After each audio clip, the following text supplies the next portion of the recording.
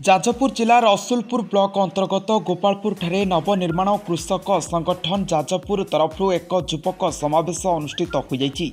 ई कार्यक्रम में संगठन राष्ट्रीय संयोजक अक्षय कुमार, शेषदेव नंद, निमाई राय, राजकिशोर जेना एवं अशोक शांति उपस्थित रही चाषी मानक पई प्राइस, प्रेस्टिज, पेंशन और दरमा वृद्धि को नहीं जे आंदोलन जारी रही तार दायित्व को किपरि निज कांध उपर को नेबे एवं भविष्यत में यह संगठन किपरि आगामी दिन में आहुरी मजबूत हो पारिबो ताहाकु नहीं आलोचना करथिले। संगठन प्रतिष्ठाता तथा राष्ट्रीय संयोजक अक्षय कुमार एने युव चाषी मानक सह आलोचना करछंती। ए बैठक में जाजपुर 10 गोटी ब्लॉक रु प्राय 100 जन युव चाषी और चाषी नेता उपस्थित रही। मो ना शेषदेव नंद, नवनिर्माण कृषक संघ राज्य संयोजक। कार्यक्रम हूँ आलू किलो 40 टंका, पियाज किलो 80, नित्य व्यवहार्य सामग्री जिनस हुई बढ़ुची। साधारण गरीब लोक भविष्य में खाइबा पाइबेनी। आपड़ देखिए अनाहार ऋतु आरंभ हम। सारा पृथ्वीर बड़ बड़ पुंजीपति मैंने दाबी कर पृथ्वी 800 कोटी ऊर्ध्व लोक रे कहीं जिते शीघ्र लोक संख्या कमा जाऊ। तो लोकों संख्या कमाइबा जो षड्यंत्र होता से नरेंद्र मोदी 1955 मसीह नेहरू जो एसेंशियल कमोडिटी एक्ट करते से एक्ट हटेदे। जो दिन मोदी एसेंशियल कमोडिटी एक्ट हटेदे से दिन मार्केट रे पियाज किलो 24 टका था। आज पियाज किलो 80 टका नोट है। आमको लाज मारूँ आम राजनेता मैंने विष खाई उचित। भारत गोटे कृषि प्रधान देश, बर्तमान पियाज मगा हम, आफगानिस्तान मगा हम, तुर्की मगा हम। यही कथाटा साधारण लोक आलोचना करना, दुख करना, रागुना, प्रतिक्रिया होना।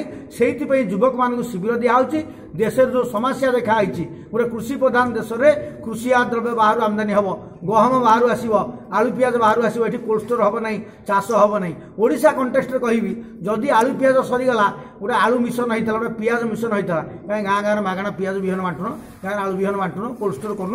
यही दाबी कि मैंने गाँ गाँव में प्रचार करेंगे। गोटे संपूर्ण विप्लव जेपी कहते गोटे पूर्णांग आंदोलन हम, जो आंदोलन सरकार को रास्ता देखेब।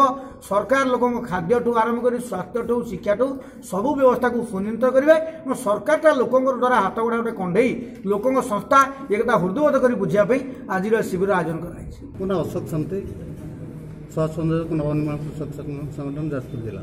देखो 10 वर्ष धरी नवनिर्माण कृषक संगठन चाषी हक में लड़ाई जारी रखी। आज यही क्रम युवक मानक आम संगठन सहित सामिल करने आगामी दिन में लड़ाई की जोरदार करने आज गोटे प्रयास करुचु। 100 युवक को आम डाकिचु, प्रशिक्षण दिपर ये लड़ाई की आहरी जोरदार कर। निमाई राय, राज्य सह संयोजक नवनिर्माण कृषक संगठन। नवनिर्माण कृषक संगठन गोटे लंबा लड़ाई लड़ुची। जो लड़ाई देश गठन, युव मान गठन, चाषी समाज को प्रस्तुत करवा और सारा समाज को गोटे प्रस्तुत करवा जमी सारा सरकार निज दाबी पे निज हक पे से प्रस्तुत रहा भर ये हूँ गोटे प्रक्रिया। जो प्रक्रिया आज युवक मान आम कहूँ जो मैंने देशप्रेमी युवक से आज हूँ गोटे बैठक। से आज देश विषय जानवे, देश को केमी से नुआ बाट देखेबे। अतीत भारत वर्ष इतिहास कहूँ जो युवक मैंने भारत वर्ष को नुआ नुआ रास्ता देखी, नुआ आलोक देखी। आज से युवक मान भर से उन्मादना आज सृष्टि करने आम आज प्रस्तुत हो। ये कार्यक्रम नवनिर्माण कृषक संगठन जाजपुर जिलार गोटे युवक समावेश आम करने जाऊँ। युवक मान ट्रेंड करुचु, तालीम दौचु। जो युवक मैंने आगामी दिन में जाजपुर जिलार नेतृत्व संभाळे, चाषी मानकर जो प्राइस, प्रेस्टिज, पेंशन पाई जो आंदोलन चली तार दायित्व को निज कांध पर नेबे एवं भविष्य आर नेतृत्व नेबे आरी उपरे तालीम शिविर आज करिछु।